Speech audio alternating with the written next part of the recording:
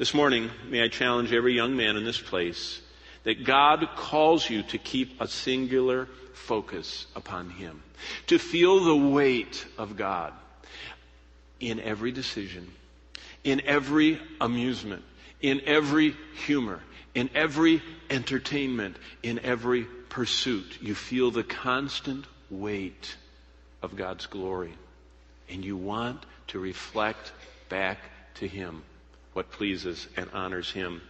One of the greatest joys in life is going through this dark world of sin and decay, seeing God. You think about that. We get to see God. We had a big discussion around our home why we were not part of the multitudes that were in line to go see the Dark Knight Batman. And he said, why, Dad? Why, Dad? Why, Dad? Everybody's going. And I said, there's a little check in my heart about one of the key players. So immersed himself in the persona of the character that he was acting, that he ended up killing himself. It was a great shock in January when Heath Ledger died. It wasn't a shock to the devil, because he had embraced the persona of one who came to kill and steal and destroy. You know what? We need to feel such a weight about the glory of God that we need to be offended at those who follow after the prince of this world, the prince of darkness. And there's something about the culture we live in that there's this growing... In fact, the New York Times, I always say this, New York Times is not Christian at all. Do you know what they said about that movie? They said it crossed the line. It's not a comic book character. They said it's evil. I thought, wonder who's writing those reviews these days. They are showing a little spiritual perception. We are in a world that's increasingly comfortable with darkness and evil. And we should be increasingly uncomfortable, being amused, entertained, carried along with darkness and evil. And so, we have a singular focus on God in an increasingly blurred world. Well, how do we focus on the Lord? How do we see God? I think immediately of the great heroes of God's Word, the great models of the Old Testament who lived by grace, like Moses, who learned to see God in Pharaoh's court, and that must have been challenging. Abraham could see God in Canaan's tents. Joseph could see God in Potipher's house, and David saw God in Israel's hillsides. And those are all just a few of the myriad of examples of those who had a clear, singular focus on God in a very distracting world. Some of the greatest promises found in God's Word are to those who see and follow the Lord. And I just want to open to one. You're in Titus. Turn back to Hebrews, to the right. Timothy, Titus, Philemon, Hebrews. So go 2 books to the right and get to the 11th chapter, because this is where I want to point out this seeing God, this lifestyle of focus on God. And you might want to even note these words as we read them, starting in verse 13. Because in Hebrews 11, starting in verse 13, we see this emphasis upon God. Starting verse 13, these all died in faith. That's the first 12 verses of the heroes of the faith. Not having received the promises, but having, look at this, seen them afar off. The promises of God were not merely in the scrolls. They weren't merely resident in the tabernacle, in the tent of meeting where God's word was kept. These promises were alive and real to them.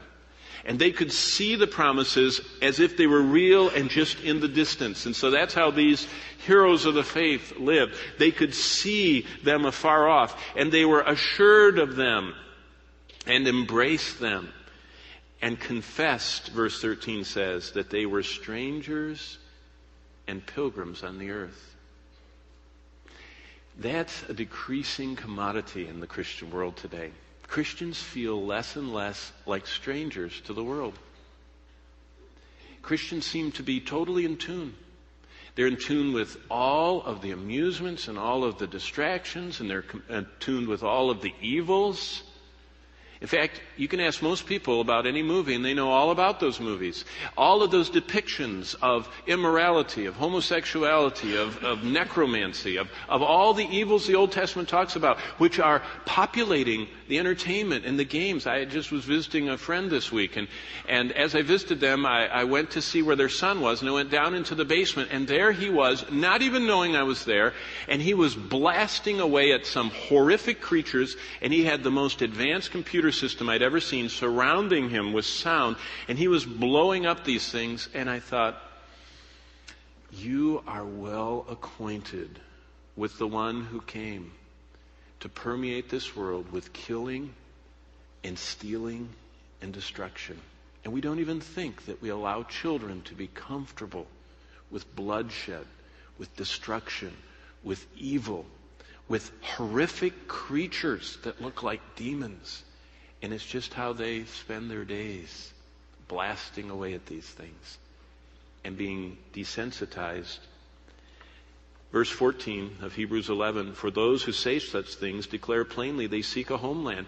You see, when we see the promises afar off and when we are strangers to this world, we don't fit in, we're pilgrims, we just can't ever find a place to settle down and feel comfortable. It's like we don't fit in here. This whole place is careening toward darkness and destruction, and we don't fit in. And we're trying to get people out of the river that is flowing over the abyss into destruction. We're trying to pull them out and by God's grace rescue the perishing. And we just don't fit in. And those who say such things declare plainly, verse 14, they seek a homeland. They see it afar off, verse 13. And verse 15, and truly, if they had called to mind that country from which they'd come out, they would have had opportunity to return. But now they desire a better, that is a heavenly country. Therefore, God is not ashamed to be called their God, for he has prepared a city for them. Verse 23, skip down. By faith, Moses, when he was born, was hidden 3 months by his parents because they saw he was a beautiful child and they weren't afraid of the king's command. Verse 26, esteeming the reproach of Christ, this is Moses now, greater riches than the treasures of Egypt. Moses was willing to align, did you catch that? The reproach of who? Christ. Moses was looking for Christ. I mean, in the Old Testament, he was a Christ-looking person, and he was willing to suffer reproach. The reproach of Christ, his greater riches than all the treasures of Egypt. For, here it is, he looked to the reward. He could see what God promised. Verse 26. Keep reading verse 27. By faith, he forsook Egypt, not fearing the wrath of the king, for he endured as seeing him who is invisible. Do you see the benefit of this singular focus on seeing God? It helps us to endure anything that life may bring our way, because we see him who is invisible.